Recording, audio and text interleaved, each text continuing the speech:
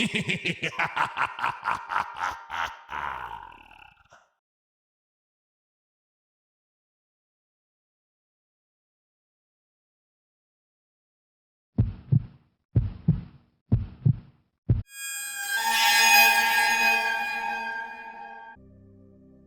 was part of a search and rescue team in Tampa Bay. We were responding to a 34 hunter adrift in a bad storm, a couple of miles offshore. When we were alongside, hooking up our tow harness, our boat and the hunter were at that perfect distance, where the hunter would be at the peak of the wave and we would be at the trough. So the boats were rising and falling opposite from each other in heavy seas, which most people know is a recipe for disaster, broken bones, or worse. As I'm hanging over the stern, trying to thread their trailer eye with our tow line, our boats rotated all of a sudden, so that our stern was directly in front of their bow.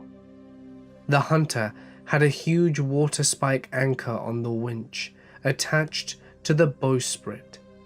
The two blades of the anchor were facing straight down and came crashing towards my face like a guillotine. Out of nowhere, the crew members helping with the tow bridle grabbed me by my PFD and yanked me out the way. One of the blades caught my uniform collar and ripped it clean off just as I was getting yanked out of the way. She saved my life that day, and I don't doubt it for a second. I also had a few words with the coxswain driving our boat once we were back at the dock.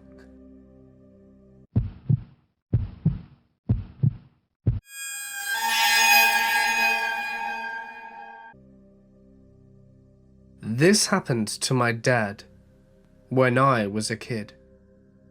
We lived on the Oregon coast and had a San Juan 23-foot-long sailboat. He had a small 6 HP Johnson outboard on the back for motoring in and out of the marina. He had painted the hull below the waterline with a blue anti-barnacle paint, as he was wont to do. He was out sailing in the ocean one night with a friend. There was a good swell going on, and at one point they caught an extra large one. They seemed to hang up in the air a bit longer than usual, and then my dad felt the tiller twist in his hands. He looked back at the rudder and saw that the brakes which held the rudder on the back of the boat had been completely ripped out, and the rudder was now floating atop the water. With no way to steer the boat, he had to drop the Johnson in the water and use that to get back into harbour. Although they never saw it, they surmised that a whale came up under them, perhaps mistaking the painted hull for another whale, and gently bumped them, causing the rudder to be ripped off the brackets. As you can probably imagine, if the whale had applied just that bit more force, there's a good chance a bit more than the rudder would have been destroyed from that boat that night.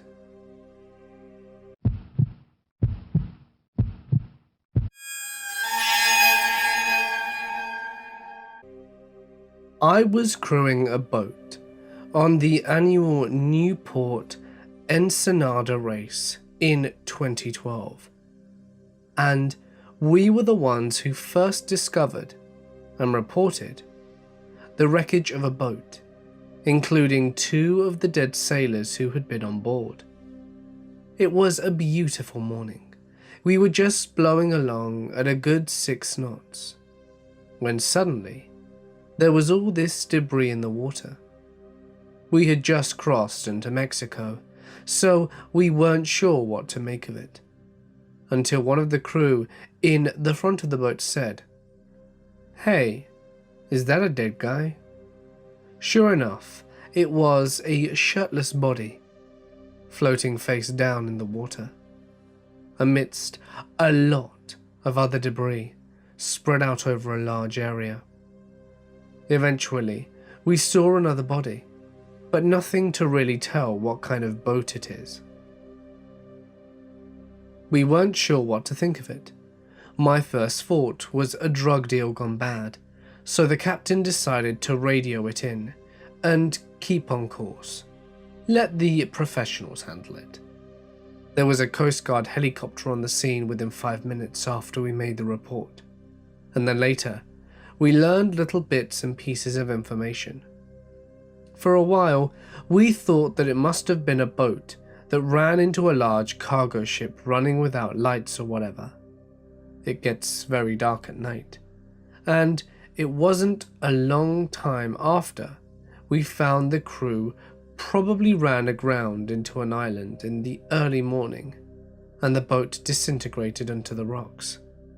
All 4 of the crew were presumably killed, but I think they only found 3 of the bodies. So...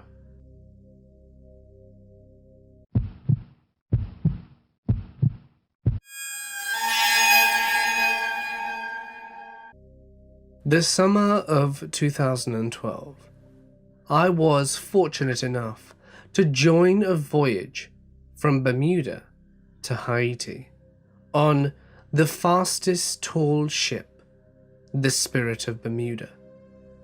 I was on deck on a watch which lasted from 8 p.m. to 12 a.m. I usually volunteered for bow watch, where you look out for debris, other ships, and whatever the instruments don't catch. The trip was fun, although generally uneventful until this fateful Saturday. It was 11:30 p.m, and there's moonlight, some clouds and stars. I could see quite clearly, so as per usual, I volunteered for bow watch so that I could skip out on any serious responsibilities, as I was 17. I'm leaning against the forward mast, gazing at the horizon and humming songs to myself. My eyes shift from port to starboard and up and down until they lock on a cloud cruising along the sky. Suddenly, the cloud parts and a long blue streak descends all the way into the horizon. Shooting star, right? No. The sky flashed a bright blue as well. Lightning? No. The night was calm as hell, and this beam of light was perfectly straight. I was sitting in blank awe for a couple of moments. Then I immediately ran for my watch officers at the stern of the ship. Everyone on watch that night was standing up with their mouths wide open. We all exchanged glances. I broke the silence and asked what was it. My watch officer, Jake, shakes his head and tells me he doesn't know, then taps the other officer, telling him to wake up the captain. I went down into the cabin to see if I could steal a peek at the sonar, as only officers could be around the instrumentals, but nothing was on the scope. The captain ended up telling everyone that it was no big deal and to carry on. To this day, I wish I knew what that was on the horizon.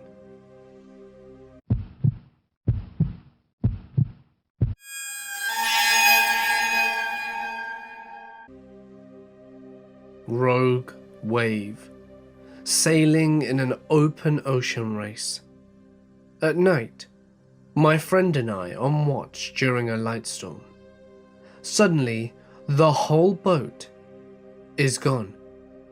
All we can see is an eerie green glow from the lights in the cockpit and the navigation station. But they are underneath us, about 4 feet. We hit the end of our lifelines, life jackets inflate, and a few seconds that seemed like an eternity tick by with us getting pulled under. Then the boat suddenly bursts up out of the water. Several more seconds go by that seem like frantic minutes or hours as the boat drains. I'm climbing over the lifelines and look to my friend who is now on the other side of the boat. We were sitting right beside each other, now tangled in the aft corners of the lifelines. We get everything under control. About the time the watch below realizes that there's a few thousand gallons of water sloshing around with them. Someone opened a hatch to get some air, and the inside of the boat flooded when we went under. After a lot of screaming and yelling, the bilges drained the boat pretty quickly. Everything was drenched. Food, equipment, people. My mate and I sat down with our still inflated life jackets and just started laughing hysterically and gave each other a big hug. I have been inside burning houses, worked horrible car accidents, jumped out of planes and climbed mountains. That experience was the most adrenaline-fueled, fearful, oh shit moment of my life. When I looked down and saw this giant 44-foot boat swallowed by the abyss, a sinking boat glowing under me, knowing I was tied to it, I thought, this is it. This is how you're going to die. 10 out of 10 would do it again though.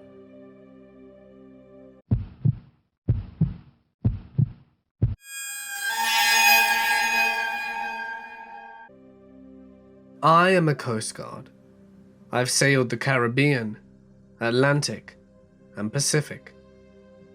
The coolest things I've seen have been an oarfish, stumfish, dead whale that started a shark-eating frenzy, several water spouts, a leatherback turtle the size of a Volkswagen, a blue whale, grey whale migration, the Milky Way through night vision goggles, and more drugs than you can imagine, and many other things.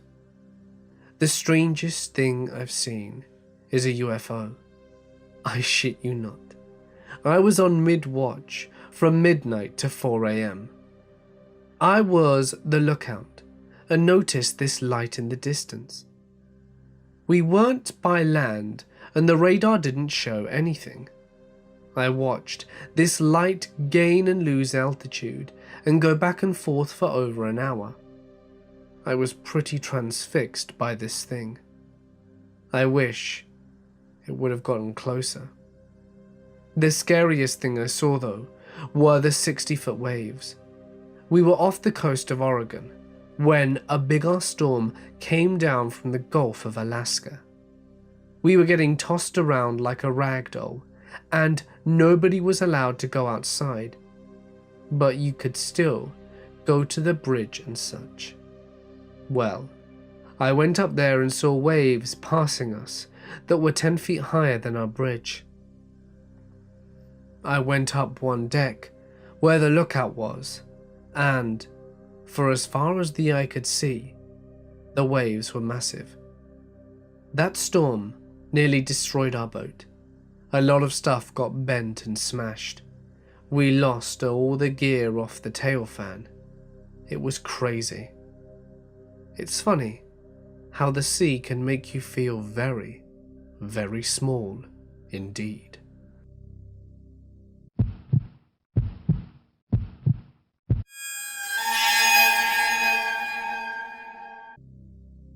I served in the Navy on SSBN submarines. We were doing drills by the coast of Alaska in the winter. Think deadliest catch type waves. I was on my way to drive the boat, and we had to come up to the periscope depth for the drill. As we're coming up, you can start to feel the waves really bad. I have to hold onto the walls as I'm moving around the boat.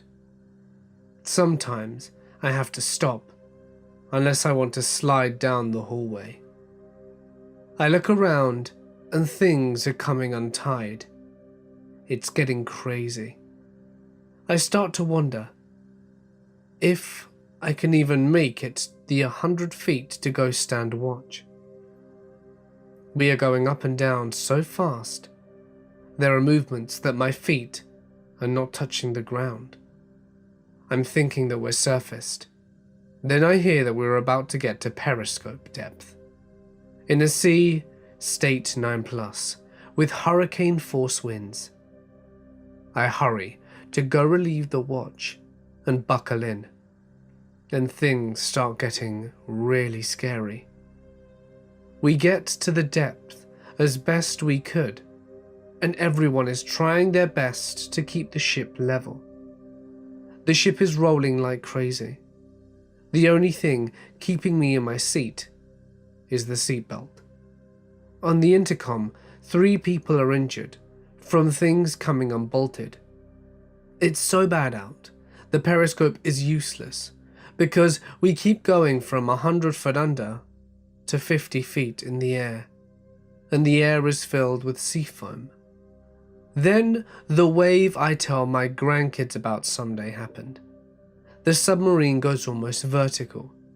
You can hear the screams of men worried they will never get to see their wives and girlfriends again, and wondering if they will get to see tomorrow. Then we hit the peak of the wave. The depth gauge isn't working because it's out of the water. The boat comes down fast. The submarine hits the water and everything goes black for a second. I begin thinking this is how I die. The lights turn on and we're told to go as deep as possible. Then everything returns back to normal. That is the story of how I took a $1 billion ship flying.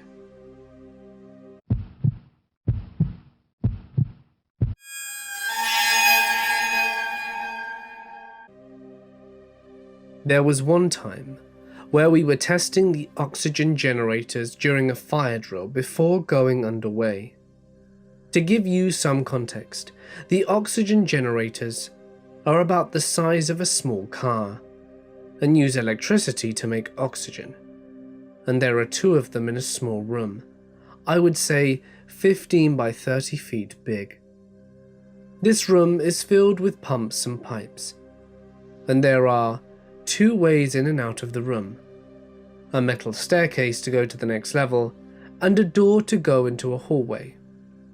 The fire drill was to put out a fake fire in this small room, while safely managing these oxygen generators. The fire drill started, and we have 2 teams with 2 fire hoses, people monitoring the drill, and a guy managing the 2 oxygen generators going into this place. There are probably 15 people in this small space. It's a tight fit, and I'm in full gear with a heavy tank on my back. The next thing I know, I hear the guy on the generators yelling at the top of his lungs for everyone to get out now. He's pushing people out, telling them to run. People are not sure if it's part of the drill. Some people run, others stay. I was one of the 7 that stayed. I looked over to the generators and this guy is pushing buttons, twisting valves and pulling switches. He then just starts running to the stairs. Turns out, the guy was trying to stop them from decompressing and exploding whilst killing everyone in the room. At this point, I realized it wasn't part of the drill and started pushing back. I got to the doorway when everything went to shit. I saw the brightest light I've ever seen come from those oxygen generators. After that, I saw the man that was running from the generators get flung like a rag doll through the railing on the metal stairs. About the same time, the shockwave hit me and flung me into a steel wall. I wake up in the hallway, being dragged away with my ears ringing and my back messed up. I was covered in water. Everything was covered in water. Turns out, the explosion compressed the water right out of the air. The explosion was so loud, people heard it through a 3-inch steel door over 100 feet away. Thankfully, nobody died, and the guy that saved me got a medal and is still in the Navy today.